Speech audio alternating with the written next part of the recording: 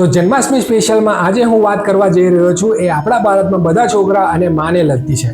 આપણામાંથી ઘણા બધા છોકરાઓને તેમના બાળપણમાં ક્યારેક તો છોકરીના વસ્ત્ર પહેરાવ્યા જ હશે અને છોકરીની જેમ માએ આપણને તૈયાર પણ કર્યા હશે।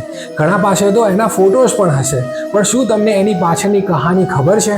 તો વાત એમ છે કે જ્યારે કૃષ્ણ ભગવાનને બચાવીને યશોદા માતા પાસે લાવવામાં આવ્યા અને મામા કંસ તરફથી વારંવાર ભગવાન બાળકૃષ્ણ પર હુમલો થતો હતો, ક્યારેક રાક્ષસ દ્વારા અને ક્યારેક કોઈ બીજા સ્વરૂપમાં। તો ભગવાન બાળકૃષ્ણને આ બધા રાક્ષસ અને નકારાત્મક શક્તિઓથી બચાવવા માટે માતા યશોદાએ ભગવાન બાળકૃષ્ણને છોકરીના વસ્ત્ર પહેરાવીને બાળકની જગ્યાએ બાળકી દેખાડવાનો પ્રયત્ન કર્યો હતો, જેથી રાક્ષસ અને નકારાત્મક શક્તિઓ મૂંઝવણમાં આવી જાય અને એમના પર હુમલો ના કરે।